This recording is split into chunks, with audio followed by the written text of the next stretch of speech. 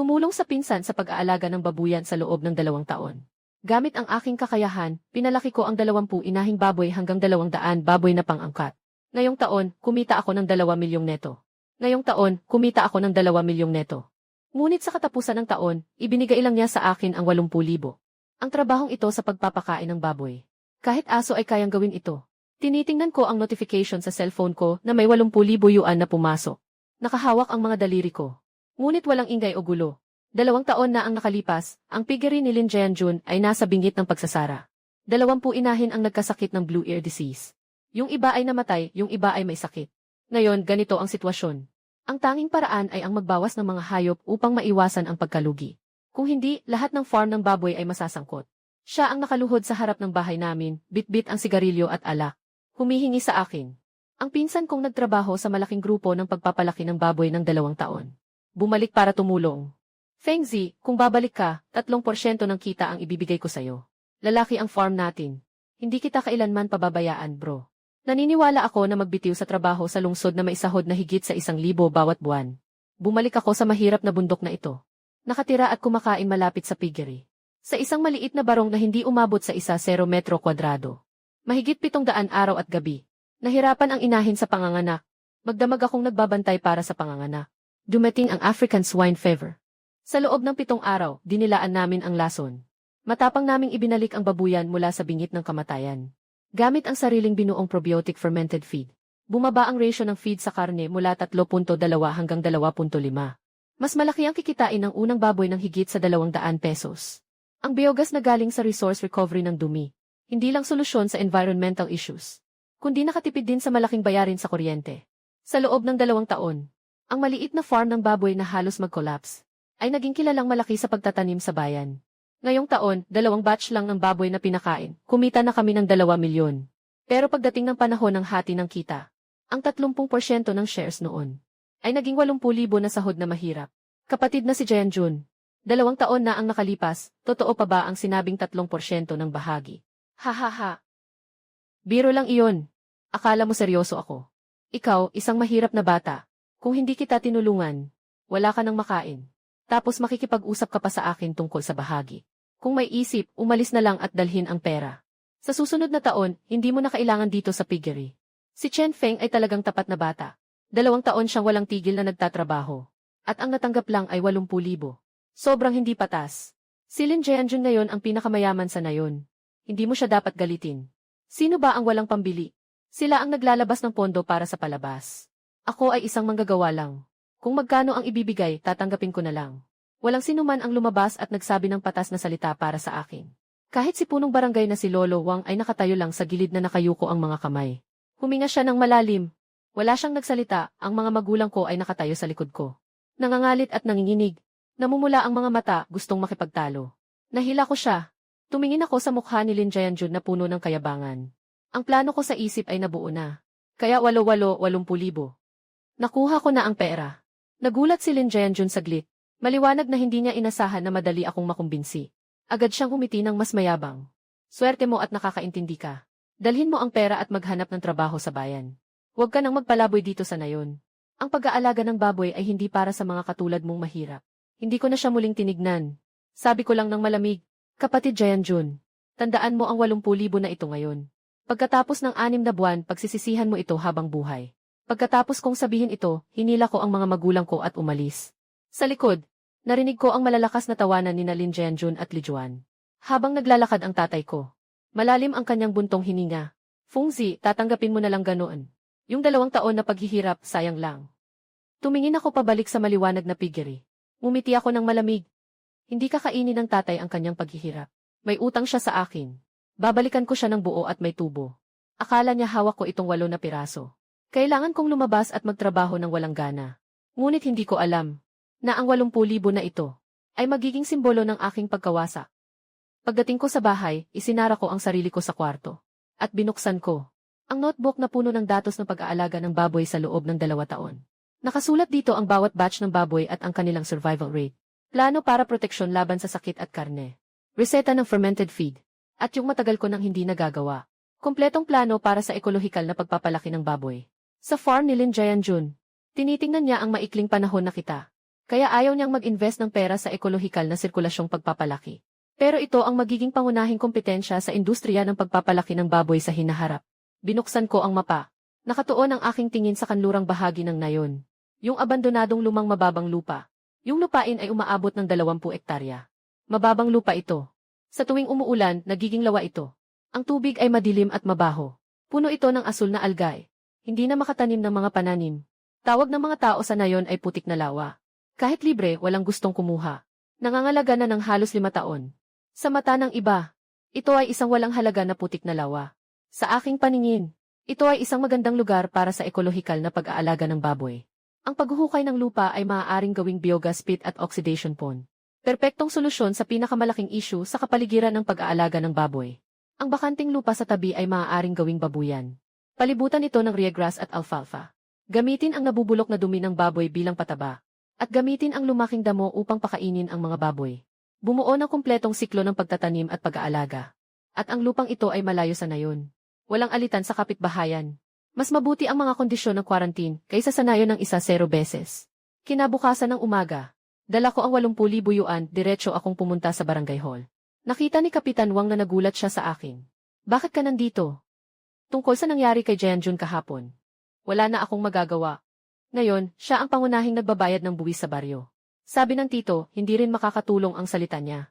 Tito Wang, hindi ako nandito para magbanggit ng nakaraan. Gusto kong kunin ang kontrata sa bahaging putik sa kanluran ng baryo ng 5 taon.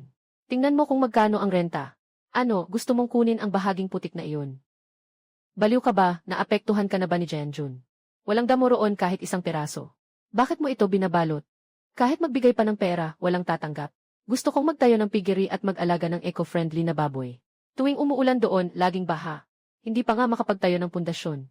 Mas lalo pang hindi pwedeng magtayo ng pigpen. At saka, meron ka lang 80,000 yuan. Para sa lupa, pagtatayo ng stall at pagbili ng baboy. Alin dito ang walang bayad? Makinig ka sa payo ng tito.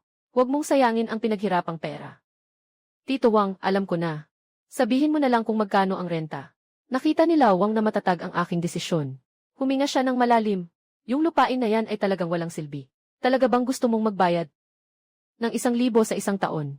Sapat na ang simbolikong halaga. Magsasalita ako ng totoo.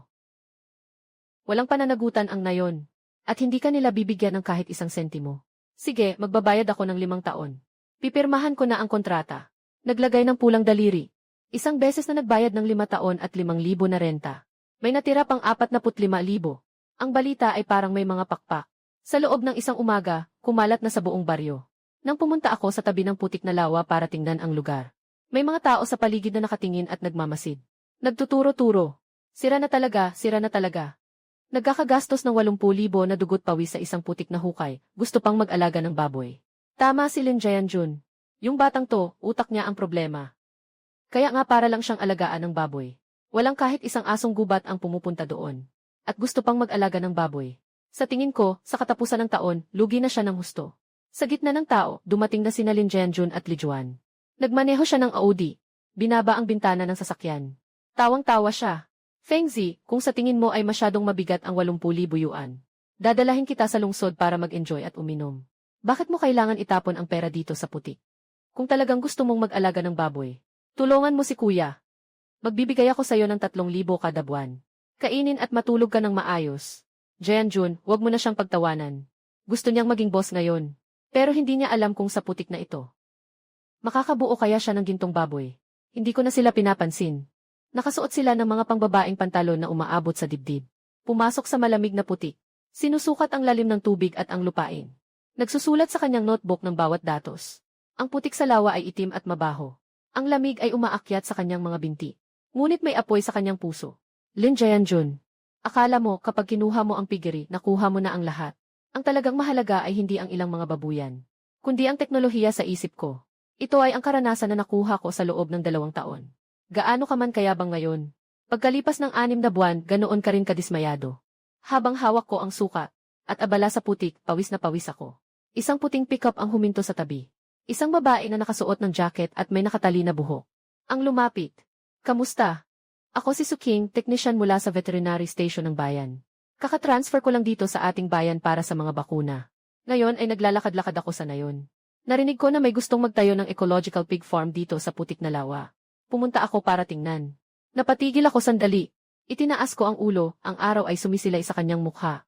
Ang mga mata niya ay kumikislap na parang mga bituin.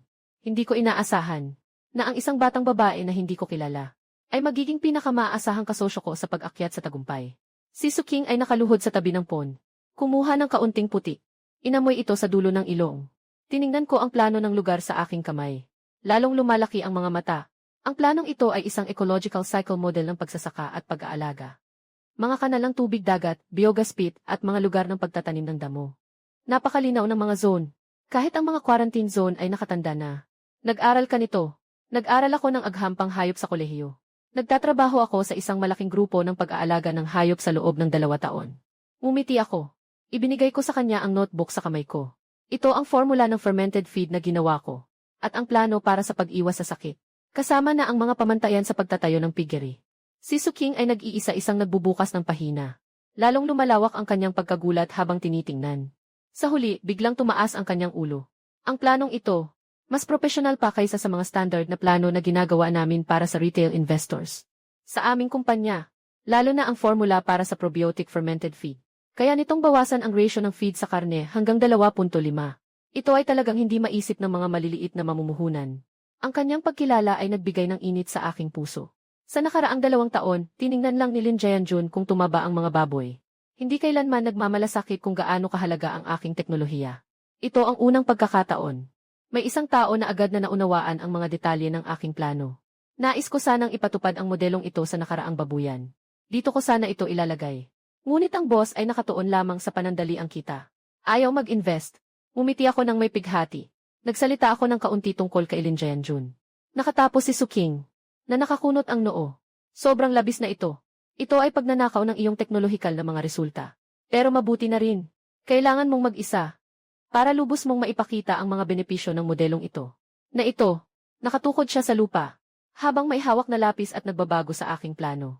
Habang nagbabago, sinasabi niya ang tungkol sa topografiya ng lugar. Hindi mo kailangang punuin ito ng buo. Maghukay ng 3 pangunahing kanal ng patubigan ayon sa landas ng lupa. Patungo sa pangunahing dam sa timog. Pagkalat ng durog na bato sa ilalim ng kanal para maiwasan ang bara ng dumi. Magpatayo ng imbakan ng tubig sa pinakamataas na bahagi. Sa tag-init, maaaring magtanim ng damo at magpatubig. Sa tag-ulan, makakapag-drain ng baha. Dapat itayo ang kulungan ng baboy sa pinakataas na bahagi sa hilaga. Nakaharap sa hilaga, nakaupo sa timog. Pinakamainam ang liwanag at bentilasyon. Tinulungan kitang kalkulahin. Kapag naayos na ang lupain na ito, maaari tayong makabuo ng 2 standard na babuyan. Para sa 80 na inahing baboy. Walang problema sa paglabas ng 1,500 na fattening pig bawat taon. Nakita ko ang mga plano niyang naayos. Bigla akong nagkaroon ng liwanag sa isip. Noon, iniisip ko lang napunan ang mga mabababang lugar. Pero hindi ko inisip na ang pag-ayos ng daluyan ng tubig ayon sa lupain ay makakatipid ng malaking halaga sa lupain kailangan. Engineer Su, salamat ng marami. Hindi ko naisip ang mga ito. Huwag mo akong tawaging Engineer Su. Tawagin mo na lang akong Suking. Ngumiti siya ng bahagya. Nagpakita ng 2 dimples. Galing ako sa Provincial Academy of Agricultural Sciences. Gusto ko lang makatulong sa mga lokal nating magbubukid. Sa tamang paraan ng pagpapalaki ng hayop. Ikaw ang unang tao na nakita kong tunay na nakakaintindi ng ekolohikal na pagpapalaki. Na may kumpletong plano. Kung gusto mo, gagawin kong libre ang pagiging teknikal na tagapayo mo. Walang bayad. Nagtaka ako. Halos hindi ako makapaniwala sa narinig ko. Nagmamalala ako dahil kulang ang pondo para sa pagsisimula. Walang tumutulong sa akin para sa pagsusuri ng lugar at aplikasyon ng patakaran.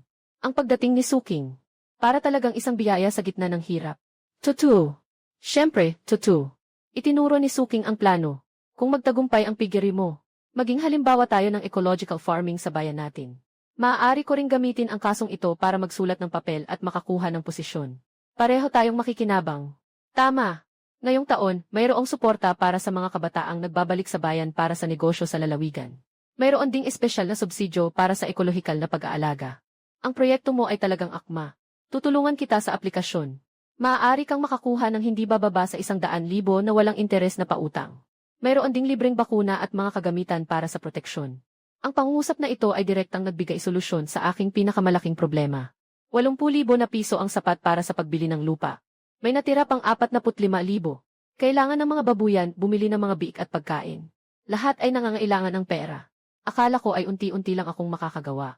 Ngunit dahil sa walang interes na pautang na ito, Maaari kong agad na itayo ang standard na babuyan.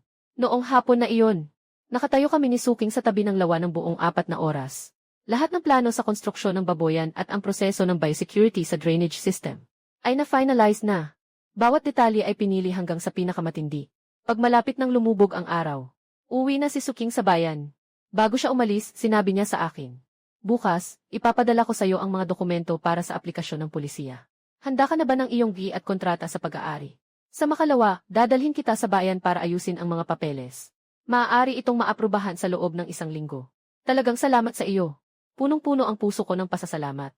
Walang anuman, naniniwala ako sa iyong kakayahan. Naniniwala rin ako sa proyektong ito. Ibinangon niya ang kamay niya.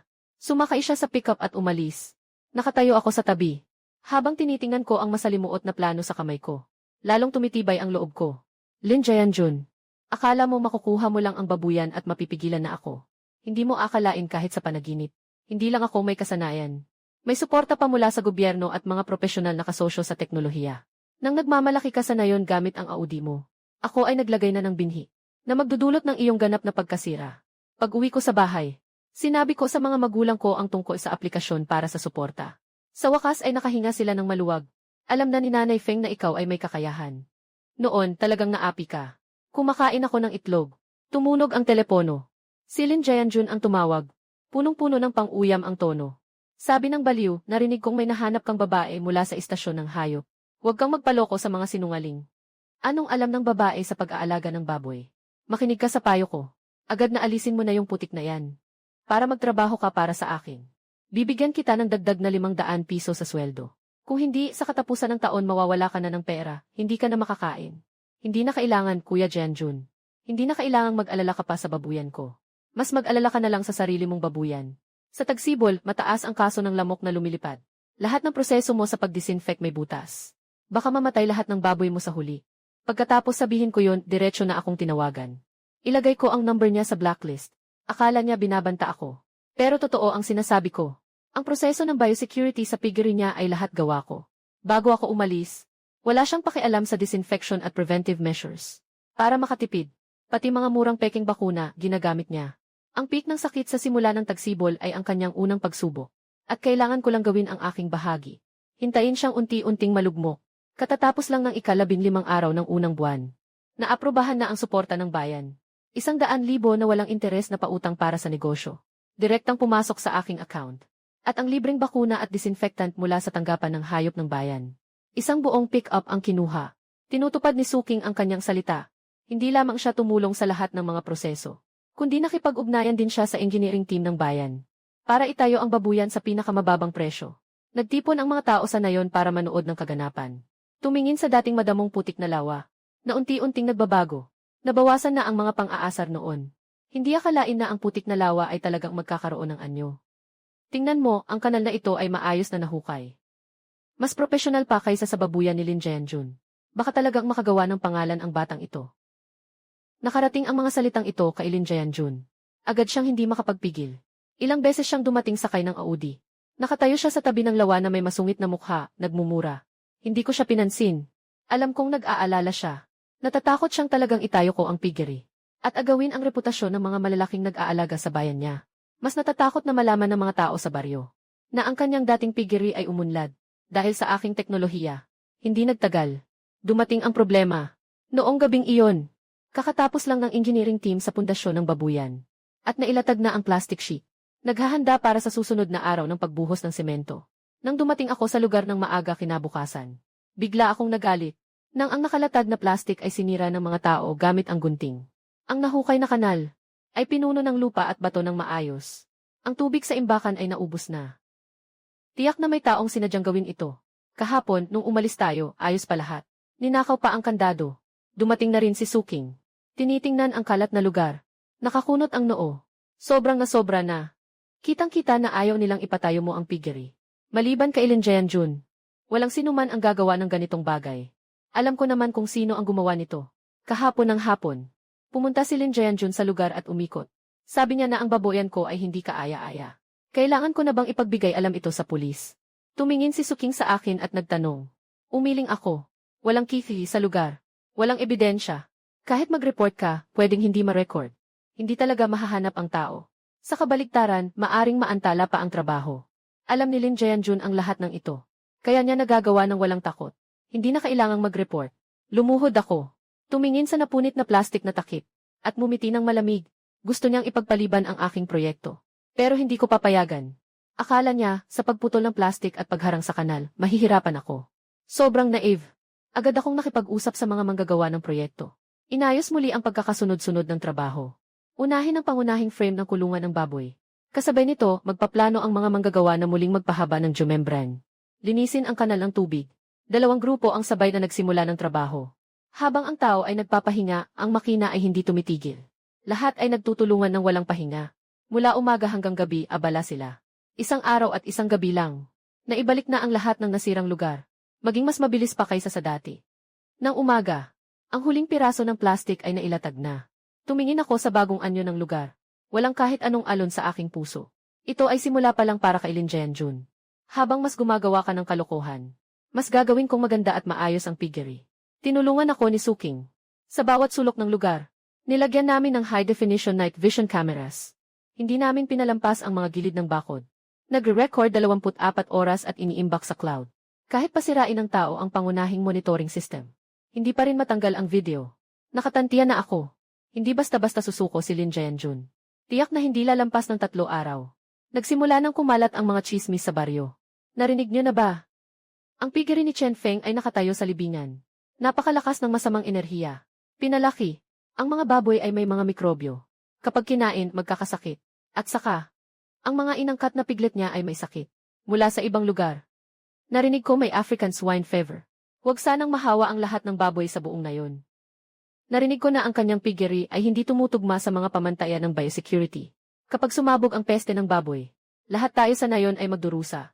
Laging lumalala ang mga chismis. May ilang mga taga-nayon na pumunta sa barangay hall para magreklamo. Humihiling na ipahinto ng kapitan ang pagtatayo ng aking piggery. Sinasabing natatakot silang mahawa ang kanilang mga baboy. Walang magawa si Kapitan Wang. Maaari lamang akong tawagin sa barangay para bigyan ng paliwanag ang mga residente. Nang dumating ako sa barangay, nandoon din si Lin Jae-jun. Nakatayo siya sa upuan, nag-udyo. Ate Wang, hindi ako nakikialam. Ang African swine fever ay hindi biro. Kapag pumasok ito, lahat ng nag-aalaga ng baboy sa ating nayon ay mawawala ng lahat. Si Chen Feng ay nag-iisip lamang sa kanyang kita. Hindi alintana ang kapakanan ng buong nayon. Maaari bang mangyari ito? Ilang mga taga-nayon ang sumigaw. Dapat siyang itigil ang kanyang trabaho.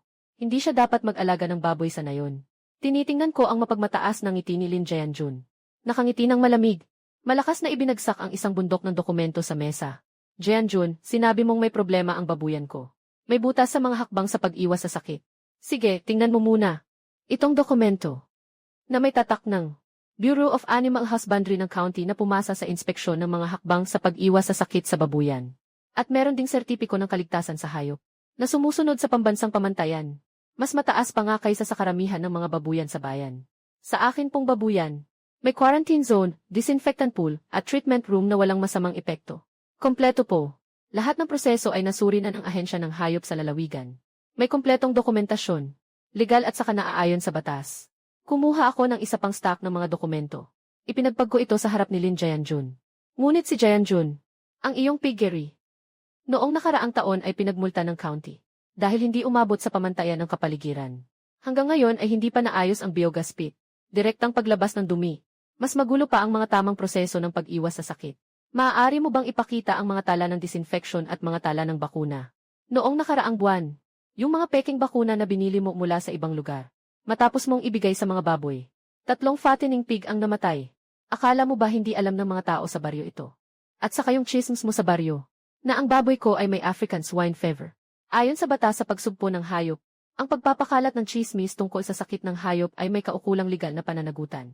May recording pa nga ng mga residente na nag-record sa iyo habang nanghula. At pati na rin sa kiki. Yung video na pinasok mo ang lugar ko sa kalagitnaan ng gabi para magwasak. Gusto mong panoorin?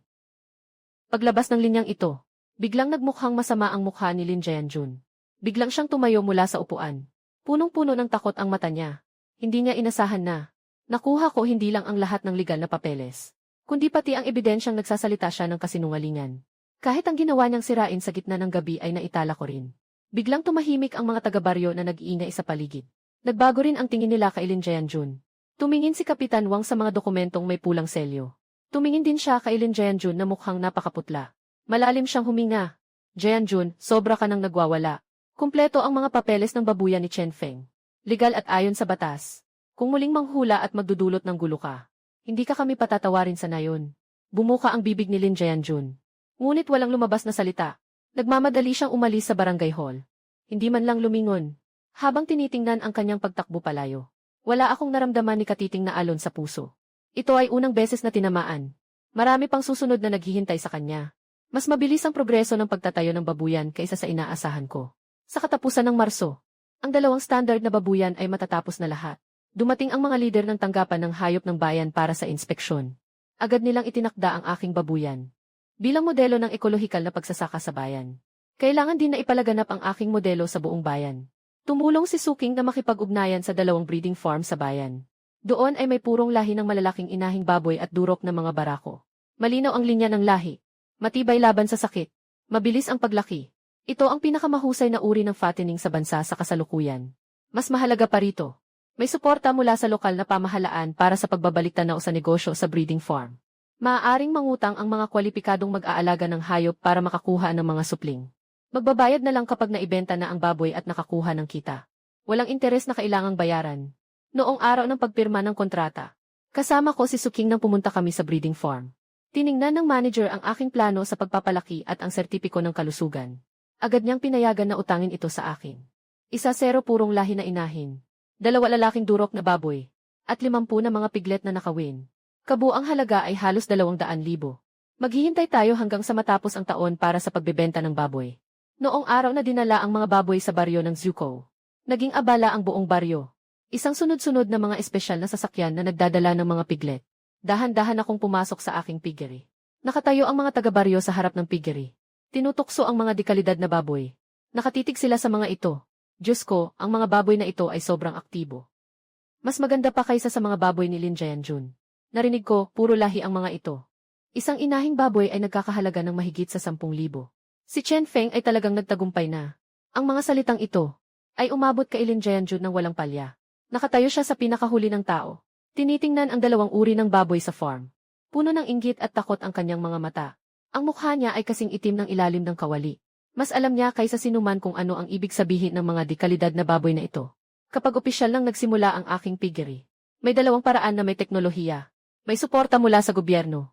At may titulong modelo mula sa bayan. Hindi magtatagal. Lalampasan na nito ang farm na pinapatakbo niya ng 2 taon. Nabalisa siya, kaya noong gabing iyon, nagpadala siya ng tao sa breeding farm. Nangarap ding magpatayo ng isang batch ng magagandang baboy. Direktang tinanggihan ng breeding farm. Napakasimple ng dahilan. Hindi pumasa sa environmental standards ang kanyang pig farm. Kulang ang mga record ng biosecurity. May mga naitalang administrative penalties pa. Talagang hindi ito tumutugon sa mga kinakailangan ng support policy. Galit na galit si Lin Jianjun. Sa nayon, sinasabi niya sa lahat na ako ay nagpasok sa pamamagitan ng backdoor. Mga patakaran na nakuha sa pamamagitan ng mga babae. Lahat ng sinasabi ay paninira sa akin at kay Suking. Narinig ko ang mga salitang ito. Hindi ko ito pinansin. Nasa kanya ang bibig. Kung ano ang gusto niyang sabihin, sabihin niya. Ngayon, lahat ng aking lakas ay nakatuon sa mga baboy na ito. Tuwing umaga ng 5:00, ako'y bumangon at pumasok sa babuyan. Sinasukat ang temperatura at halumigmig ng babuyan. Nare-record ang pagkain ng bawat baboy at ang kanilang kalagayan. Ina-adjust ang formula ng fermented feed. Sa hapon, nagdidisinpekta sa babuyan. Nagmamasid sa kalagayan ng mga inahing baboy. Binabakunahan ang mga biik. Kailangan kong magbantay sa monitoring room sa gabi para sa sitwasyon ng babuyan. Natatakot akong magkaroon ng anumang hindi inaasahang pangyayari. Araw-araw ay pumupunta si Suking Fan sa babuyan. Para tulungan akong suriin ang mga baboy. At ayusin ang mga plano sa pag-iwas sa sakit. Dahil nagdala siya mula sa Provincial Academy of Agricultural Sciences ng pinakabagong probiotic fermentation strains na nagpaangat sa bisa ng aking feed. Sa maingat na pag-aalaga natin 2, ang mga baboy na ito ay mabilis na lumalaki. Hindi pa umabot ng 1 buwan. 50 na winged piglets. Ang average na timbang ay tumaas mula 20 kilo hanggang mahigit 50 kilo. Lahat ay may makintab na balahibo at masiglang tumatalon. Walang isa man ang nagkasakit. 100% ang survival rate. Lahat ng 1-0 na buntis na baboy ay nagpakita ng tamang kalagayan. At naipasok na sa breeding. Ang rye at alfalfa sa farm ay masigla at makapal.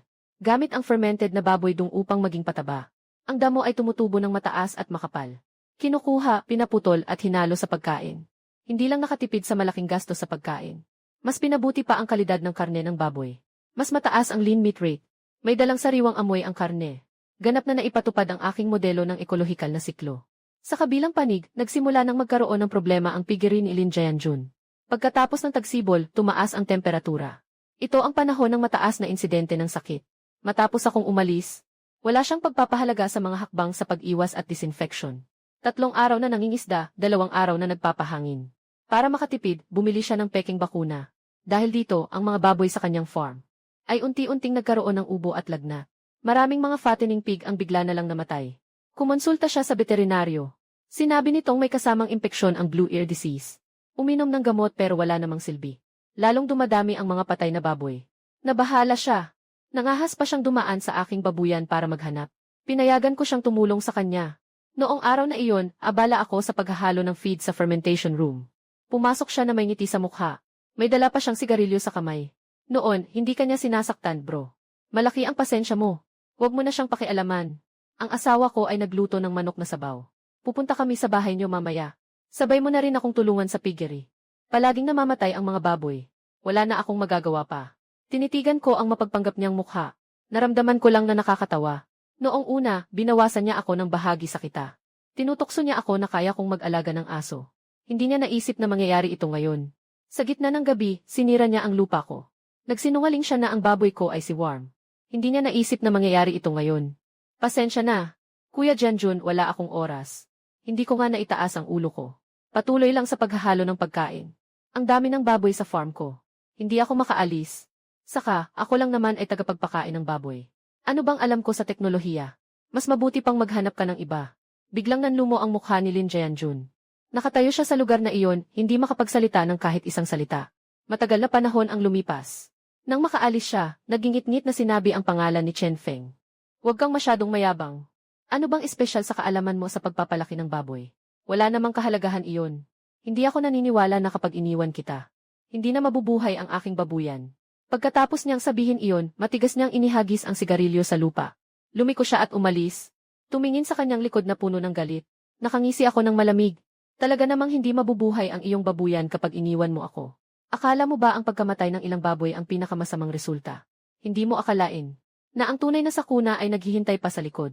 Si Lin Jianjun ay hindi nakapasok sa akin. Pagkatapos umuwi, hindi lamang siya hindi nag-isip na ayusin ang biosecurity at pamamahala ng piggery, kundi inisip pa ang lahat ng galit sa akin. Sa tingin niya, kung hindi ako bumalik para magtayo ng piggery, hindi siya mapapahiya. Hindi ako mapapahiya sa mga tao sa nayon. Walang magiging problema sa piggery. Lahat ng kanyang kakulangan ay iniugnay niya sa akin. Ang mga susunod niyang ginawa ay lumampas na sa hangganan. Talagang tumama na sa pulang linya ng batas. Kalahating Abril. Ang unang batch ng mga fattening pig ko ay umabot na sa mahigit 100 pounds. Sa loob ng 4 na buwan, maaari na silang ibenta. Ang probiotic na fermented feed na aking binuo ay nagiging mas epektibo. Ang pagtaas ng timbang ng baboy ay umabot sa 1.8 kilo, na mas mabilis ng halos kalahating kilo kumpara sa karaniwang feed. At halos hindi sila nagkakasakit. Minsan lang gumamit ng gamot para sa hayop. Ang may-ari ng slaughterhouse ay personal na bumisita para mag-inspeksyon. At agad na pumirma ng kontrata sa pagbili sa akin. Hintayin ang mga baboy na maibenta. Bibilhin lahat sa presyo na 50 sentimos na mas mataas sa presyo ng merkado. Cash ang bayad. Walang bawas kahit 1 sentimos. Sa araw na nilagdaan ang kontrata, nagdiwang kami ni Suking sa piggery. Nagluto kami ng ilang putahe. Dumating din ang mga magulang ko. Isang pamilya na hindi mapigilan ang pagtawa. Hawak ng tatay ang baso ng alak. Pulang-pula ang mga mata, parang baliw. Walang gaanong nagawa ang tatay sa buhay na ito. Pinagdaraanan mo ang maraming hirap. Ngayon na nakayanan mo na. Masaya ang tatay sa kanyang puso. Magiging mas maganda ang buhay ng tatay sa hinaharap. Nagtuos ako sa kanya. Puno ng damdamin ang puso ko. Sa loob ng 4 na buwan, kung gaano ako nagdusa, kung gaano karaming gabi ang inabot ko, tanging ako lamang ang nakakaalam. Ngunit hindi ko akalain. Si Lin Jianjun, talaga bang magiging bali siya at sasaktan ang baboy ko? Noong gabing iyon, kumain kami ni Mama at Papa at si Suking. Halos 1:00 na ng gabi, inihatid ko sina Mama at Papa pauwi. Bumalik ako sa babuyan. Tulad ng dati, naglibot ako sa paligid ng babuyan. Sinuri ang mga pintuan, bintana at ang silid ng pagkain. Kumpirmahin na maayos ang lahat, bago bumalik sa tabi ng barong para magpahinga. Mga 2:00 ng umaga. Biglang nag-alarm ang monitoring sa cellphone ko, na may nagpasok sa silid ng pagkain. Agad akong tumalon mula sa kama. Kinuha ko ang cellphone at binuksan ang real-time monitoring. Sa screen, may 2 tao na nakasuot ng mask at sombrero. Binuksan ang kandado ng silid ng pagkain. Nagtatago siyang pumasok. Isa sa kanila ay naglalakad na may pilay. Siya ay si Lin Jae-jun. Ang isa pa ay ang kanyang bayaw na si Libin. Nakita si Lin Jae-jun na kumuha ng isang kulay na plastik na bote. Binuksan ang takip. Ibuhos mo lahat ng pulbos na pangkulay sa loob. Sa pinagsama-samang pataba na nakatambak sa sulok ng dingding. Tapos ginamit ang pala para haluin. Matapos gawin lahat ng ito, silang dalawa ay pabulusok na pumasok sa dilim. Tinitingnan ko ang footage sa monitor. Nangangatog sa galit. Alam na alam ko kung ano ang pulbos na pangkulay na iyon. Ang maliit na dami ng wangxiao na ito ay makakatulong sa baboy na maglabas ng dumi. Pero kapag sobra na, magdudulot ito ng matinding pagtatay at dehydration sa baboy. Pati na ang pagkasira ng mga organo at kamatayan. Inilagay niya ang buong bote sa pagkain. Kung hindi ko mapansin, bukas na ibibigay ko ang pagkain na ito sa baboy. Lahat ng baboy ay mamamatay. Hindi lang ito basta panggulo. Ito ang nagputol sa aking kabuhayan. Agad akong kumuha ng cellphone at tumawag ng pulis. Kasabay nito, nakasave ng buo ang mga geeky footage sa cloud at sa VF Drive. Gumawa ako ng 3 backup. Hindi lumampas sa 20 minuto. Dumating na ang mga pulis mula sa istasyon sa bayan. Dinala ko sila sa silid ng mga feed. Itinuro ang hinalong pakain. At ang napuwersang kandado ng pinto. Ipinakita sa mga pulis ang buong surveillance video. Pagkatapos panoorin ng mga pulis ang video, biglang naging seryoso ang kanilang mga mukha. Hindi na ito simpleng alitan lamang. Ito ay sinadyang pagsira sa negosyo. Agad nilang kinuha ang sample ng pulbos mula sa pakain. Ipinadala para sa pagsusuri. Kasabay nito, naitala ang mga ebidensyang nakunan ng KIH. Nagawa ang ulat. Matapos gawin ang lahat ng ito, umaga na. Dumating na rin si Suking. Tumingin sa nasirang pagkain. Galit na galit, pumuti ang kanyang mukha. Sira na talaga siya. Kaya niyang gawin ang ganitong bagay. Maaari siyang makulong dito. Tumingin ako sa bag ng pinagsamang feed. Malamig ang tingin ko. Alam ko nang maaga na hindi titigil si Lin Jae-jun. Kaya nag-install ako ng kumpletong surveillance. Pero hindi ko inasahan na magiging ganito siya katapang. Gumawa ng ganitong bagay na lumalabag sa batas. Dahil siya na mismo ang humahanap ng kapahamakan. Kaya tutulong ako sa kanya. 1:00 ng umaga. Nasa bahay pa si Lin Jae-jun. Naghihintay ng balita tungkol sa problema sa aking piggery. Ngunit ang mga pulis ay diretsong dumating sa pinto. Dinala siya kasama si Libin pabalik sa istasyon ng pulisya. Agad na kumalat ang balita sa buong baryo. Nagtaka ang mga taga-baryo. Walang nakakaalam na si Lin Jae-jun ay kayang gumawa ng ganitong masamang bagay. Diyos ko, sobrang itim na ng puso ni Lin Jae-jun. Naglagay pa siya ng lason sa mga baboy ng iba. Ito ay para putulin ang kanilang kabuhayan. Noon pa lang, iniisip ko na hindi siya mabuti. Kinupit ang pawis at dugo na perang natago ng 2 taon. Ngayon, gumagawa pa siya ng ganitong bagay. Talagang wala ng puso. Ngayon, ayos na. Ang mga krimen ay may parusang pagkakakulong. Karapat-dapat siya. Asawa ni Lin Jae-jun, si Li Juan. Nagmamadali na parang langgam sa mainit na kawali. Tumakbo sa bahay ko. Umiiyak at nagmamakaawa. Nabigyan ko siya ng sulat ng pagpapatawad. Napatawarin si Lin Jae-jun sa pagkakataong ito. Nagmakaawa ang baliw na hipag sayo. Si Jae-jun ay naligaw ng landas. Ikaw ay may malaking puso. Patawarin mo na siya sa pagkakataong ito. Kung makulong siya, magkakawatak-watak ang pamilya natin. Si Li Juan ay nakaluhod sa lupa, umiiyak ng labis. Tumingin ang nanay ko sa kanya na may awa. At pinapayuhan ako sa tabi. Kung hindi na lang si Fengzi, ayos na. Lahat tayo ay mula sa isang nayon. Na palagi mong nakikita kahit saan ka tumingin. Inakay ko si Li Juan pataas. Walang bahid ng pagbabago sa tono niya. Asawa ko. Noong una, nang magdagdag siya ng bagay sa pagkain ko. Bakit hindi niya naisip na magkikita-kita tayo palagi? Gusto niyang putulin ang daan ko sa buhay. Nang gusto niyang mapatay lahat ng baboy sa farm ko. Bakit hindi mo naisip na patawarin muna ako? Ang hangganan ng batas ay hindi pwedeng basta-basta lapitan. Gumawa siya ng isang iligal na bagay. Kailangan niyang panagutan ang kaukulang parusa. Hindi ko pwedeng maglabas ng isang paumanhin. Kung ano ang hatol, yun ang dapat. Nang makita ni Li Juan na hindi ako nakikinig, biglang nagbago ang mukha niya. Tumayo siya mula sa lupa. Sumigaw siya kay Chen Feng. Huwag kang masyadong mayabang. Hindi naman dahil nagdagdag ako ng kaunti sa pagkain mo. Hindi naman namatay ang baboy mo. Gusto mo talagang ipasok si Jae-jun, di ba? Sinasabi ko sa'yo, hindi pa tapos ang usapan na ito. Pagkatapos niyang murahin, tumalikod siya at tumakbo. Tinitingnan ko ang kanyang likuran. Walang kahit anong alon. Hindi siya natapos, siya ang dapat matapos. Si Lin Jae-jun sa huli, ay hindi nagdulot ng aktwal na pinsala sa ari-arian. Dahil hindi pa naihagis ang pagkain. Dagdag pa, si Lin Jae-jun ay unang nagkasala. Inutusan siya ng pulisya na magdetenyo ng 15 araw. at pinagmulta siya ng 5,000 yuan. Noong araw na lumabas siya mula sa kulungan, lahat ng kanyang enerhiya ay nawala. Hindi na siya makapagtago sa buong baryo. Kahit saan siya magpunta, may nakatingin at nagtuturo. Tinitigan niya ang aking piggery. Parang gusto nang sumabog ang puot sa kanyang mga mata. Ngunit naging mas tapat siya. Hindi na siya manghihimasok sa aking baboyan. Ngunit ang kanyang baboyan ay talagang nasira na. Sa loob ng 15 araw na siya ay nakakulong. Walang nag-alaga sa baboyan. Ang disinfection ay tuluyang huminto. Ang mga baboy na namatay sa sakit ay basta na lang itinapon sa kanal sa likod ng baboyan. Walang ginawang proseso para sa walang panganib na pagtatapon. Sa katapusan ng buwan, tumaas ang temperatura sa mahigit 30 degrees. Lumalala ang kalagayan sa loob ng piggery. Ganap na sumiklab ang sakit. Una, sa mga inalagaan na biik. Maraming nagpakita ng sintomas ng lagnat, pagtatae at pagsusuka. Ano man ang gamot, hindi ito umubra. Sa loob ng isang araw, mahigit 20 ang namatay. Sunod, nagkasakit din ang mga baboy sa fattening pen. Hindi kumakain, nagiging kulay ube ang buong katawan. Nahihirapan huminga. Isa-isa silang bumabagsak. Nang dumating ang veterinaryo, agad na nagbago ang kanyang mukha. Pinasabi niyang agad na linisin ang kulungan. Ito ay isang malubhang nakakahawang sakit. Kung hindi pa linisin, kailangang pumatay ng lahat ng baboy sa farm. Lubos nang nagpanik si Lin Jianjun. Lahat ng pinaghirapan niya sa buhay ay nasa farm na ito. Kung mamatay lahat ng baboy, lubos siyang mawawala ng lahat. Para siyang nababaliw. Naghahanap ng veterinaryo. Bumibili ng pinakamahal na gamot para sa baboy. Pero wala talagang silbi. Parami ang mga baboy na namamatay sa sakit. Punong-puno ng patay na baboy ang bakanting lupa sa babuyan. Sobrang baho. Amoy na amoy sa buong baryo. Nang makarating sa akin ang balita, kasama ko noon si Suking na nag-ultrasound sa inahin. Tinitingnan kung buntis ang mga ito. Si Suking ay nakakunot ang noo at nagsabi na ang nakakahawang sakit ay malamang na African swine fever. Kailangan itong i-report agad sa livestock station. Kung hindi, kapag kumalat, lahat ng piggery sa bayan ay tiyak na maapektuhan. Tumango ako. Agad akong tumawag sa county livestock station at iniulat ang sitwasyon. Sa loob ng 1 oras, dumating na ang mga tauhan ng ahensya ng hayop sa bayan. Nasuot ng proteksyon at pumasok sa piggery ni Lin Jianjun. Kumuha ng samples para sa pagsusuri.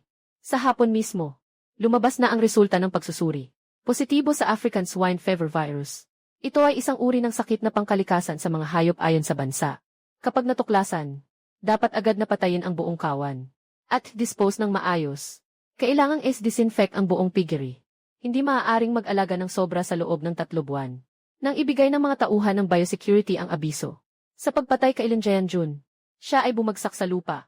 Mukha na parang patay. Mahigit 200 na fattening pigs at ilang inahing baboy. Kailangang patayin at ilibing lahat. Ibig sabihin tapos na ang kanyang babuyan. Noong araw na iyon, narinig ng buong barangay ang sigaw ni Lin Jianjun at ang pagmumura ni Li Juan. Pumasok ang mga tauhan ng biosecurity na nakasuot ng protective gear sa babuyan. Pinatay ang lahat ng baboy. Inilagay sa isang tiyak na lugar at inilibing ng malalim. Ginawang ligtas. Habang tinitingnan ang walang laman na babuyan, si Lin Jianjun ay biglang nawala ng kalahating buhok sa isang gabi. Hindi lamang niya naubos ang lahat ng pera na kinita sa nakaraang 2 taon, kundi may utang pa siya sa pabrika ng pagkain ng halos 500,000 na yuan. May utang pa siya sa bangko na 200,000 na yuan. Wala na ang piggery. Wala na ang baboy, tuluyan nang nawala ang kanyang tanging pinagkakakitaan. Tinitingnan ng mga tao sa nayon ang kanyang kalagayan. Walang kahit isa ang nakikiramay. Karapat-dapat lang, siya ang may kasalanan. Noong una, pinabayaan ang pawis at dugo ni Chen Feng. At naglagay pa ng lason sa pagkain ng mga hayop. Ngayon, siya ay tinutukso ng karma. Kung hindi siya nagbigay ng halaga sa mga hakbang sa kalusugan, maaaring mahawaan ng peste ang mga baboy. Ang babuyan ni Chen Feng ay napakalapit sa kanya. Wala namang nangyari. Ito ang pagkakaiba. Noon, dahil sa kanyang kaunting yaman, nagmamalaki siya sa baryo. Ngayon, ayos na. Nawala ang lahat. May utang siyang napakalaki. Tingnan natin kung paano pa siya magiging mayabang. Ang mga salitang ito ay parang mga kutsilyo na tumutusok sa puso ni Lin Jianjun. Lahat ng ito ay iniugnay niya sa akin. Sa tingin niya, kung hindi dahil sa akin, hindi siya mapapahamak sa ganitong sitwasyon. Kung hindi ko inireport ang kanyang hog farm na may peste, hindi sana lahat ng kanyang baboy ay mapapatay. Noong hapon na iyon, dala niya ang isang kutsilyo at tumakbo sa harap ng aking babuyan, na may mga pulang mata, na parang nababaliw, tinatawag ang pangalan ko. Chen Feng, lumabas ka dito. Ikaw ang dahilan ng aking problema. Ikaw ang nag-ulat sa aking babuyan. Hindi kita palalampasin ngayon. Nataranta ang mga taga-baryo sa pintuan. Nagsimula silang umatras. Narinig ko ang ingay. Lumabas ako mula sa babuyan. Tumingin sa naguguluhang Lin Jianjun. Walang takot na naramdaman. Tanging malamig na titig ang ibinigay sa kanya. Lin Jianjun, nagkaroon ng peste sa iyong babuyan. Ikaw mismo ang hindi nagbibigay halaga sa mga hakbang sa pag-iwas sa sakit. Hindi sapat ang disinfection. Dahil sa hindi wastong paghawak ng mga namatay na baboy. Ano ang kinalaman ko dito? Ang African swine fever ay isang uri ng sakit na pambansa. Anumang unit o individual na makakakita ay may obligasyong iulat ito. Hindi ako mag-ulat. Kapag kumalat na sa buong nayon, lahat ng baboy ng mga nag-aalaga ay mamamatay. Kaya mo bang akuin ang responsibilidad na yan? Ngayon, may dalang kutsilyo ka at tinatanong ang aking babuyan. Nanganganib ang aking kaligtasan. Ito ay labag na sa batas. Kung magpapatuloy ka pa, tatawagan ko na ang pulis. Muling pumasok ka at magkulong ng ilang araw. Sasabihin ko, parang malamig na tubig ang bumuhos sa ulo ni Lin Jianjun. Tumingin siya sa akin. At tiningnan ang mga mata ng mga nakatira sa paligid na puno ng paghusga. Bumagsak ang kutsilyo sa kamay niya sa lupa. Biglang yumuko siya sa lupa. Nagsimula siyang umiyak ng malakas. Parang isang aso na nawala ng tahanan. Nawala na ang aking piggery. Wala na rin akong pera. May utang pa akong napakalaki. Tapos na ang buhay ko. Nakikita ko ang hitsura niya. Wala akong kahit kaunting awa sa kanya. Ang mga kaawa-awang tao ay tiyak na may mga dahilan para mapuot. Ang kanyang kapalaran ngayon ay bunga ng kanyang sariling mga aksyon. Noong pinigil niya ang aking pawis at dugo sa loob ng 2 taon. Bakit hindi niya naisip na darating ang araw na ito? Noong siya'y nagwasak, nagpakalat ng tsismis, at naglagay ng lason sa gitna ng gabi. Bakit hindi niya naisip na darating ang araw na ito? Para makatipid siya. Hindi niya sinunod ang mga regulasyon sa kalusugan. Naglalaro ka sa buhay at kamatayan ng baboyan. Bakit hindi mo naisip na mangyayari ito ngayon? Ang daan ay pinili niya mismo. Pero tanging siya lang ang makakain nito. Hindi na ako nakipag-ugnayan sa kanya. Lumiko ako pabalik sa babuyan. Ang kanyang panahon ay tuluyang natapos. At ang aking panahon ay nagsisimula pa lamang. Matapos bumagsak ang piggery ni Lin Jianjun. Ang aking ecological piggery. Ang naging tanging modelong malakihang pag-aalaga sa bayan. Sa katapusan ng Hunyo, ang aking unang batch ng fattening pigs ay umabot na sa mahigit 200 pounds. Malapit na silang maibenta. Ang mga baboy na ito ay ginamitan ng probiotics na ako mismo ang nag-develop. Fermentadong pagkain para sa mga hayop. Walang antibiotics na ibinibigay. Matigas ang laman. Mayaman ang marmol na tekstura. Mas mataas ang kalidad kumpara sa karaniwang baboy.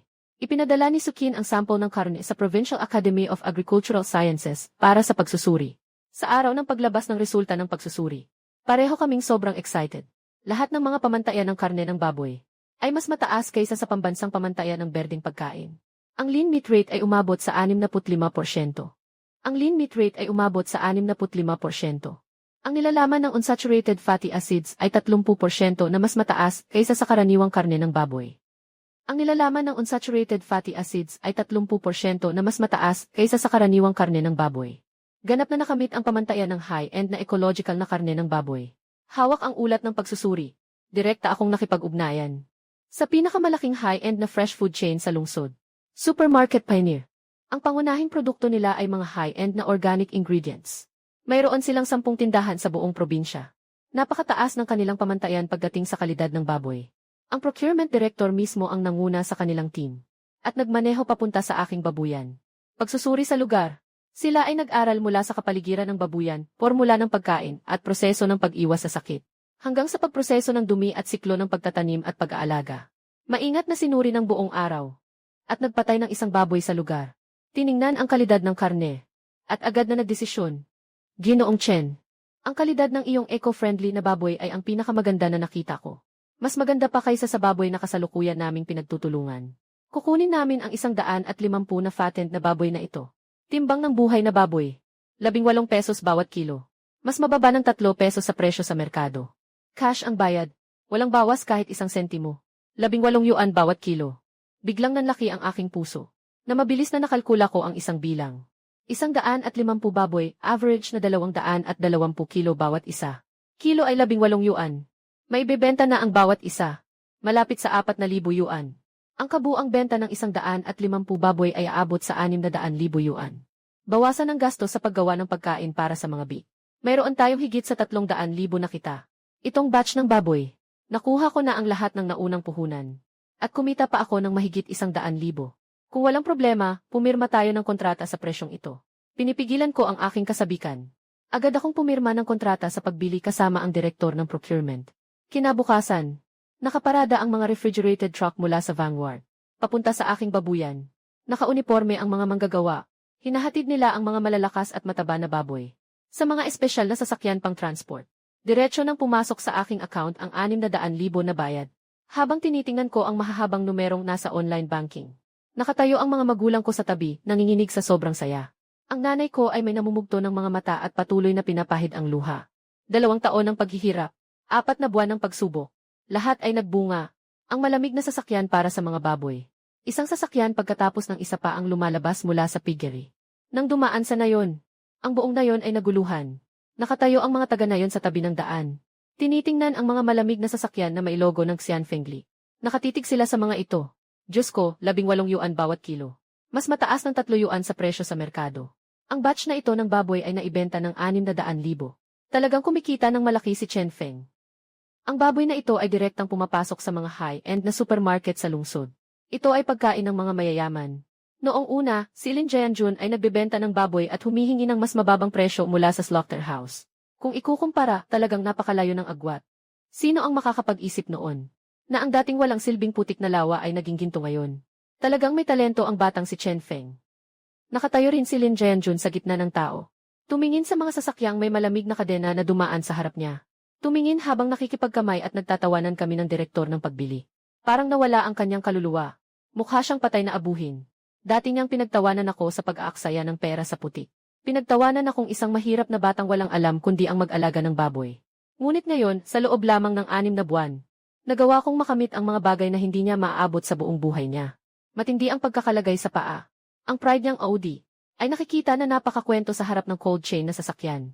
Sa oras na iyon, ngumingiti ang purchasing director at nagsabi sa akin, Ginoo Chen.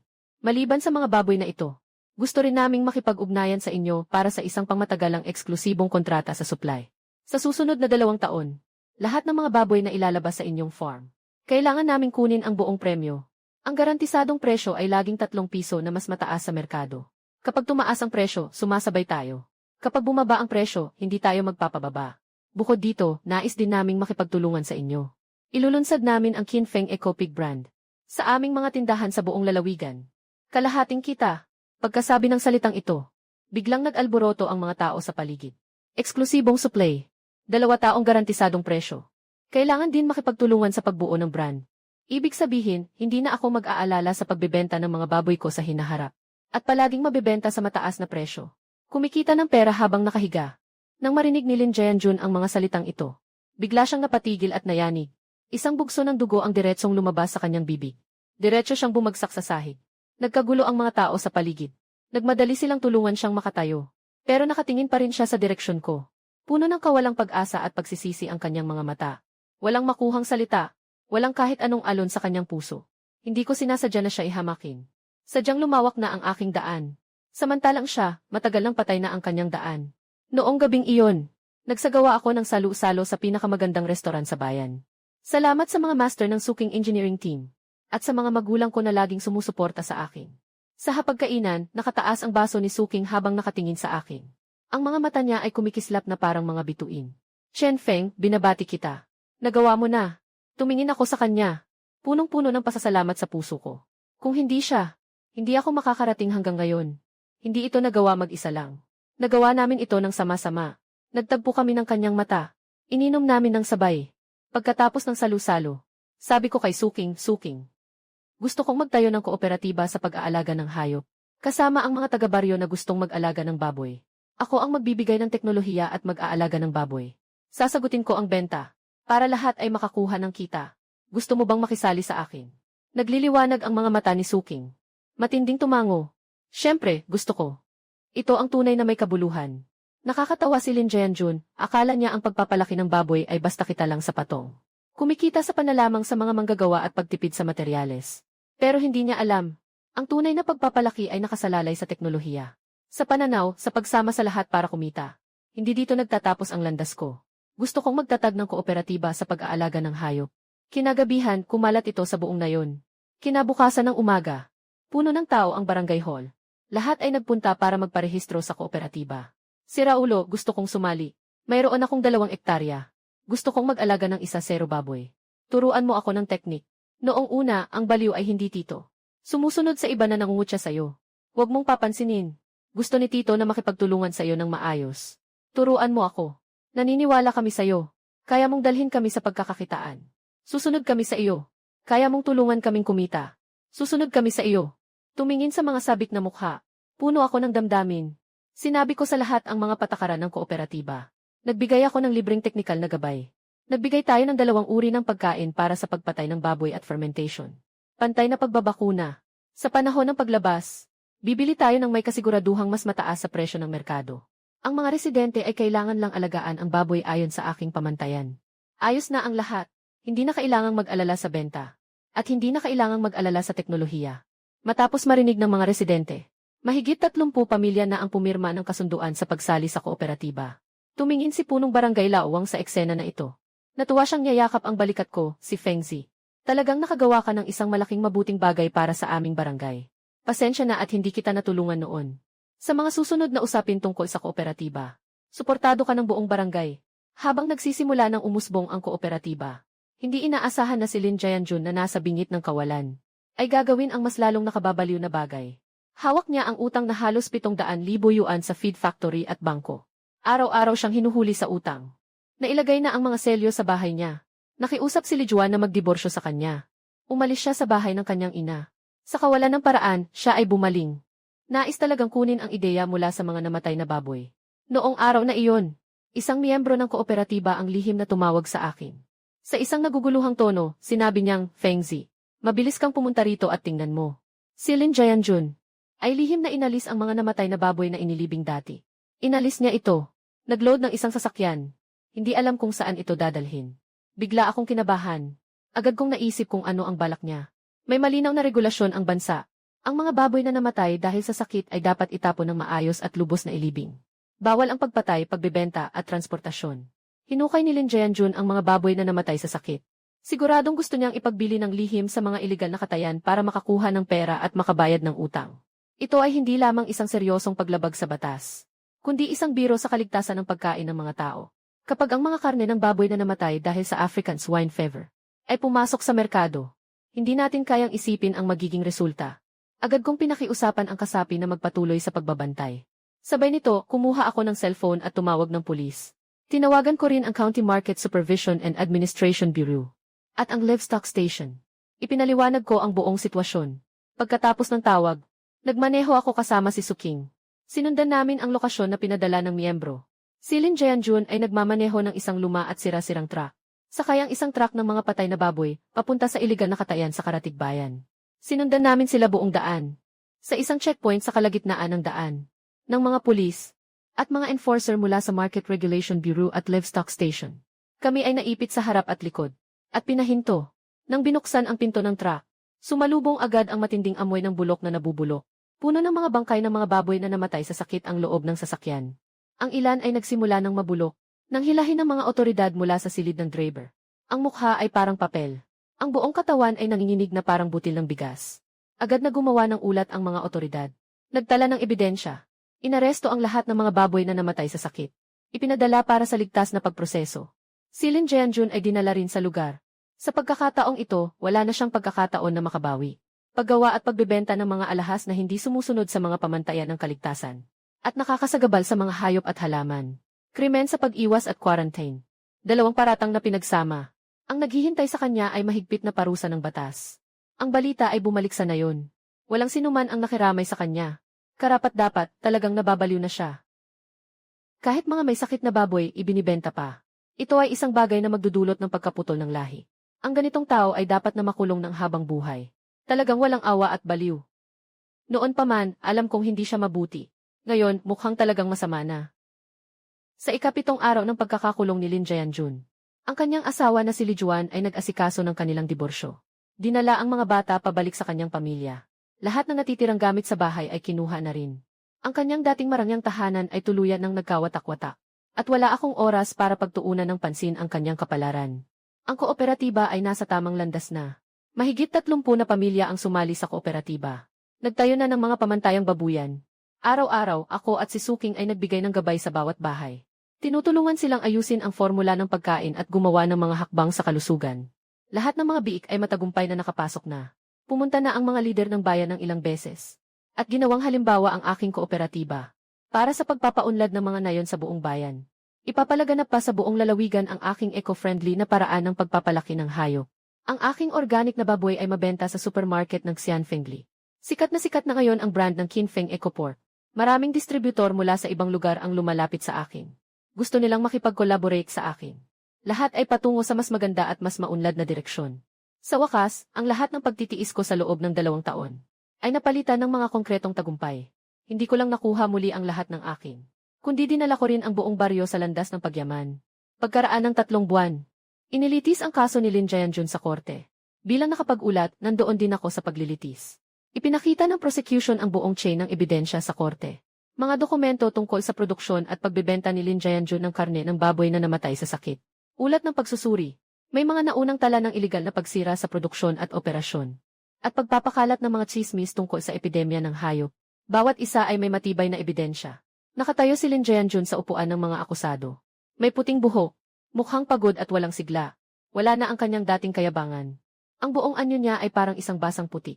Sa huling hatol sa korte, ang akusado na si Lin Jianjun nangupat sa kasalanan ng paggawa at pagbebenta ng pagkain na hindi sumusunod sa mga pamantayan sa kaligtasan. Hatulan ng 2 taong pagkakakulong. Nangupat sa kasalanan ng paghadlang sa quarantine ng mga hayop at halaman.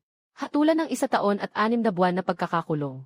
Pinagsama-sama ang mga parusa. Pinili ang pagpapatupad ng 4 na taong pagkakakulong. At multa na 100,000 yuan. Nang marinig ang hatol, nanghina si Lin Jianjun at bumagsak sa upuan ng mga akusado. Dinala siya ng mga pulis. Tumingin siya sa akin sa upuan ng mga tagapakinig. Napuno ng pagsisisi ang kanyang mga mata. Ngunit huli na ang lahat. 4 na taon sa kulungan. Nang siya ay lumabas, matagal nang nagbago ang mundo. Hinayaan niyang isubo ang kanyang buhay sa kailaliman. Paglabas niya sa korte, nakatayo si Suking sa tabi ko. Maingat na hinawakan ang balikat ko. Tapos na lahat. Tumingin ako sa araw sa langit. Ngumiti ako. Sa loob ko, walang kapantay na kapayapaan. Tapos na lahat. Sa tabi ng dating putikan ko, nagdagdag ako ng 20 hektarya. Nagtayo ng bagong pabrika ng pagkain at slaughterhouse. Nabuo ang isang kumpletong chain ng industriya. Mula sa pagpapalahi, pag-aalaga, pagpatay hanggang sa pagbebenta ng kumpletong kadena ng industriya. Nakita ng mga kabataan sa nayon ang pagkakataon. Kaya't marami ang bumalik mula sa lungsod.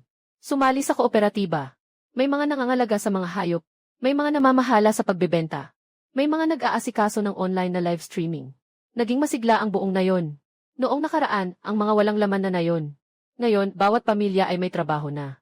Dahil may kita na, wala nang umalis para magtrabaho sa ibang lugar. Nagtayo ng bagong kalsadang semento sa nayon. Naglagay ng bagong ilaw sa kalsada. Nagtayo ng plaza pangkultura. Talagang nagbago na ito. Sinasabi ni Kapitan Wang palagi, ang ating nayon ay umabot sa ganitong estado. Dahil kay Feng Zi. Ngunit alam ko, na hindi ito dahil sa akin lamang. Kung hindi dahil kay Suking na palaging nandyan para sa akin. Tumutulong sa mga patakaran at teknolohiya. Hindi ko mararating ang ganitong estado. Kung hindi dahil sa tiwala ng mga taga nayon. Hindi rin nila magawang magpatakbo ng kooperatiba. Sa ika-28 araw ng 2 buwan. Malapit na ang bagong taon sa 2 araw. Gaganapin ang taunang pagbabahagi ng kita ng kooperatiba. Sa mga naninirahan sa baryo na kasapi, pinakamataas na nakatanggap noong katapusan ng taon ay 10,000. Ang pinakamababa naman ay 2 hanggang 3,000. Sila ay hawak ang kanilang kita. Nakangiti ang mga taga-baryo, hindi makapagsalita sa sobrang saya. Lahat sila ay patuloy na nagpapasalamat sa akin. Pagkatapos ng malaking pagtitipon, hinila ako ni Suking sa burol sa tabi ng piggery. Tumingin kami sa piggery at sanayon na maliwanag ang mga ilaw sa ibaba. Ngumiti siya at sinabi sa akin, Chen Feng. Tingnan mo, ito lahat ay ikaw ang lumikha. Tumingin ako sa kanya. Tumingin sa lahat sa ibaba ng bundok. Punong-puno ng damdamin. 1 taon na ang nakalipas. Dati, dito ay isang putikang tinatanggihan ng lahat. 1 taon pagkatapos. Ngayon, ito ay naging ginto na nagdadala ng yaman sa buong nayon. Lumingon ako. Tumingin kay Suking. Ang lahat ng ito ay may kalahati sa iyo. Mula sa simula, walang kondisyon na naniwala ka sa akin at tumulong sa akin. Kung wala ka, wala akong ganitong ako ngayon.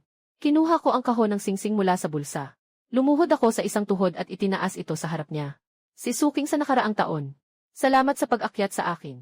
Sa mga darating na araw, nais mo bang samahan ako palagi? Upang ipagpatuloy ang negosyo ng ekolohikal na pagsasaka. Naranasan mo bang mamuhay ng maayos? Nagtaka si Suking. Biglang namula ang kanyang mga mata. Bumuhos ang kanyang luha. Umingiti ng malakas, handa ako. Inilagay ko ang singsing sa kanyang kamay. Mahigpit ko siyang niyayakap.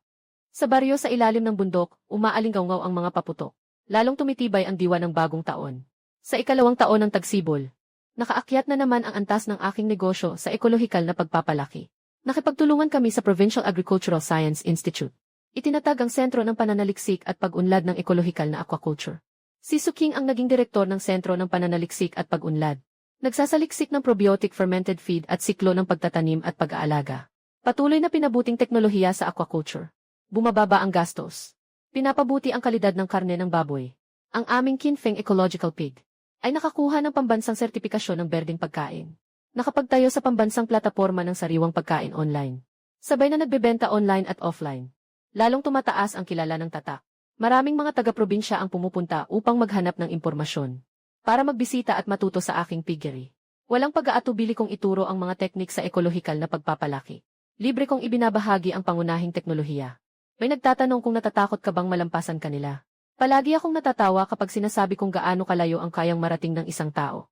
Hindi ito nasusukat sa kung ilan ang nalampasan mo, kundi sa kung ilan ang natulungan mong umangat. Ang industriya ng pag-aalaga ay magiging mas maganda lamang kung susundin ang tamang pamantayan at gagawa ng mataas na kalidad.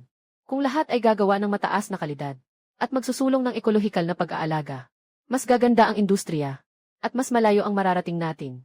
Tulad ng dati, si Lin Jianjun ay itinuring ang pag-aalaga ng baboy bilang kanyang sariling negosyo.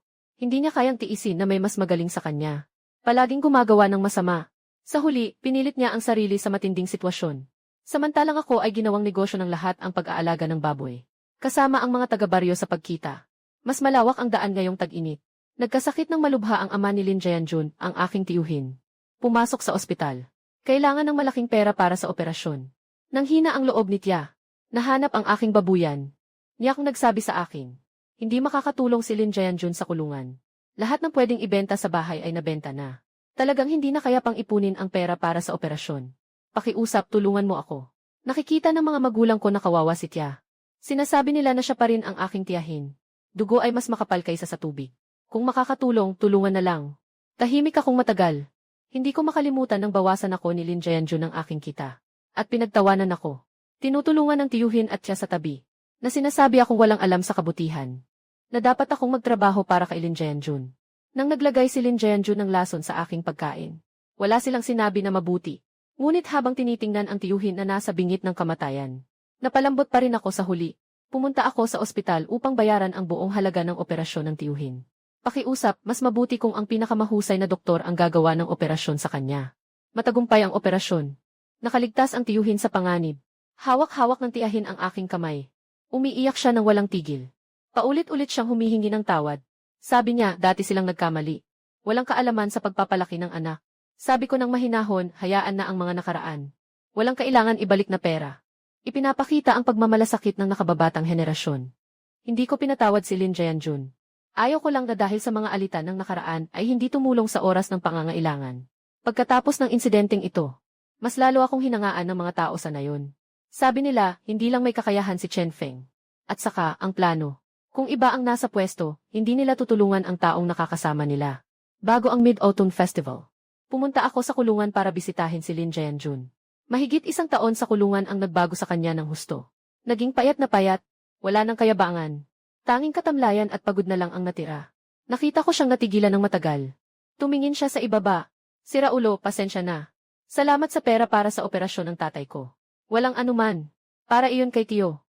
Wala kang kinalaman dito. Tinitingnan ko siya. Tahimik ang tono. Ang nangyari sa'yo ngayon ay gawa mo rin. Hindi ako nandito para manood ng iyong kahihiyan. Nais ko lang sabihin sa'yo na matagumpay ang operasyon ng tiyuhin at maayos na ang kanyang paggaling. Wala kang dapat ipag-alala. Magbago ka sa loob. Magsimula ka muli. Itinaas ni Lin Jianjun ang kanyang ulo. Agad na tumulo ang mga luha. Nakahawak ang 2 kamay sa mukha. Humahagulgol. Sira ulo, nagkamali ako. Talagang nagkamali ako. Kung hindi sana ako naligaw ng landas noon. Nagtatangi sa mga dibidendo at laban sa iyo. Hindi ko akalain na darating ako sa ganitong sitwasyon. Patawad sa'yo. Patawad sa pamilya. Umiiyak siya ng matagal. Ipinapahayag niya ang lahat ng pagsisisi sa kanyang puso. Tinitingnan ko siya. Walang sinasabi. Ang pinakawalang silbi sa mundo ay ang magsisi pagkatapos. Noong una, kung siya ay may konsensya sa kanyang ginagawa, hindi sana siya umabot sa ganitong sitwasyon. Umaasa na matapos ang oras. Tumayo ako at umalis. Lumabas ng bilangguan. Ang araw ay tumatama sa aking balat. Mainit-init ang hidwaan namin. Simula nang sabihin niyang pasensya na, tuluyan na itong natapos. Hindi ito pagpapatawad, kundi pagpapakawala lang. May kanya-kanyang landas siya. May sarili akong hinaharap. Mabilis ang takbo ng panahon. Parang kailan lang, 2 taon na. Sa loob ng 2 taon na ito, ang negosyo ko sa ekolohikal na pagsasaka ay patuloy na umuunlad. Brand ng Kinfeng na ekolohikal na baboy. Naging kilalang brand ng ekolohikal na karne ng baboy sa loob ng probinsya. May higit sa 20 direktang tindahan ng brand sa buong bansa. Nakipagtulungan sa mahigit 200 mataas na antas na supermarket. Taunang benta ay lumampas sa 200 milyong. Ang kooperatiba ay lumawak mula sa isang nayon patungo sa 8 kalapit na bayan. Mahigit 500 na mga nag-aalaga ang sumali sa kooperatiba. Nakatulong sa paglikha ng trabaho para sa libu-libong tao. Naging kilalang modelo ng kooperatiba ng mga magsasaka sa buong probinsya. 2 taon na rin mula nang ikasal kami ni Suking. Noong araw ng kasal, nagdiwang ang buong baryo. Kusang tumulong ang mga taga-baryo. Mula sa bungad ng baryo hanggang sa bahay namin. Nakasabit ang mga pulang parol sa buong daan. Mas masaya pa kaysa bagong taon. Ang punong barangay na si Lawang bilang saksi sa kasal ay nagsalita ng may emosyon gamit ang mikropono. Si Fengzi at Suking ay mga malaking tulong sa ating nayon. Kung wala sila, wala tayo ngayon. Ngayon, sa ngalan ng buong nayon, mga matanda at kabataan, binabati ko kayo ng maligayang kasal. At naway magtagal ang inyong pagmamahalan. Tumunog ang malakas na palakpakan at sigawan sa ilalim. Tumingin ako kay Suking na nakasuot ng wedding gown sa aking tabi. Puno ng kaligayahan ang aking puso. Mula sa pagkikita sa putik na lawa. Hanggang sa ngayon ay magkasama na kami sa paglalakad. Naranasan ang mga unos. Naging saksi sa paglago ng isa't isa. Siya ay katuwang. Siya ay minamahal, siya ang pinakamahalaga sa akin. Sa 2 taon ng aming kasal, nagkaroon kami ng isang cute na anak na babae. Ang palayaw niya ay ni Anyan. Ang buong pangalan niya ay Chen Yan King. Pinagsama ang mga pangalan namin ni Suking. Araw-araw, yakap ng mga magulang ko ang apo nila at hindi mapigilan ang kanilang mga ngiti. Lalo silang naging malakas at masigla. Hindi na sila tulad ng dati na laging nag-aalala. Nagkaroon ng malaking pagbabago sa aming nayon. Dati, mahirap at liblib ang lugar. Ngayon, kilala na kami sa buong probinsya bilang modelo ng ekolohikal na pagsasaka. Bawat pamilya ay may bagong bahay at sariling sasakyan. Ang elementarya sa nayon ay na-renovate at may bagong bahay pampalagyan para sa matatanda. Ang mga matatanda at bata ay tahimik at ligtas na namumuhay. Dati, putikan lang ito. Ngayon, naging ekolohikal na pasyalan at lugar ng pagsasaka. Maraming tagalungsod ang pumupunta rito para mag-eksperyensya at mamasyal. Naging sikat na lugar ito sa social media. Nakatulong ito sa pag-unlad ng mga farmstay at homestay sa baryo. Sabi ng mga taga-baryo, si Chen Feng daw ang nagpalit ng putikan sa kayamanang lugar. Pero alam ko, hindi lang ako ang tunay na nagbago ng lahat. Ito ay ang pagnanais ng lahat para sa mas magandang buhay. At ang siyentipikong pamamaraan ng pag-aalaga. Ito ang panahon na patuloy na gumaganda. Sa taglagas ng taong ito. Nakulong si Lin Jianjun at pinalaya matapos ang sentensya. Nabilanggo siya ng 4 na taon. Malapit na siyang mag-40 at ang buhok niya ay puti na. Yuko ang likod niya at mukha siyang mas matanda ng higit 10 taon kaysa sa tunay niyang edad. Paglabas niya, hindi siya bumalik sa nayon. Nagtrabaho siya sa ibang lugar. Hindi na bumalik. Minsan, may mga taga-baryo na nakakasalubong siya sa ibang lugar. Sinasabi nilang mahirap ang magbuhat ng mga ladrilyo sa construction site. May nagsabi sa akin tungkol dito. Umiti lang ako at hindi nagsalita. Bawat tao ay may sariling pinipiling daan. Siya ay nagbayad ng presyo para sa kanyang pagkakamali. Paano na ang daan sa hinaharap? Kailangan niyang umasa sa sarili niya. Nagkaroon ng malaking snow sa buwan ng Disyembre. Hawak ko ang anak na babae at si Suking habang nakatayo kami sa dalisdis ng piggery. Tinitingnan ang puting nayon sa ibaba at ang maliwanag na piggery. Ibinuka ng anak ko ang maliit na daliri niya at hinawakan ang niebe. Sumisigaw siya ng yiyaya. Sobrang cute. Nakasandal si Suking sa balikat ko. Bulong ng mahina. Ang bilis ng panahon. 5 taon na. Tumango ako, nga. 5 taon na, 5 taon na ang nakalipas. Pinaalis ako ni Lin Jianjun ng 80,000. Walang-wala akong pera. Tinukso ako ng labis. 5 taon mula ngayon, mayroon akong sariling negosyo. Mahal kong asawa. Mahal na anak na babae. Masayang pamilya. At nakapagpayaman sa buong nayon. Nabuhay sa paraang gusto ko. Niyakap ko si Suking at hinalikan siya sa noo. At mumiti, sabi ko, nga. 5 taon na, ang mas magandang mga araw ay nasa hinaharap pa. Lumalakas ang snow. Ang mga snowflake ay bumabagsak sa mga bukirin at dalisdis. Puno ng buhay. Parang nilagyan ng makapal na kumot ang lupain na ito. Ang magandang snow ay tanda ng masaganang taon. Alam kong magiging masagana ang susunod na taon. Ang aking buhay ay may kasamang lupain na ito. Ang hinaharap ay parang mga snowflake.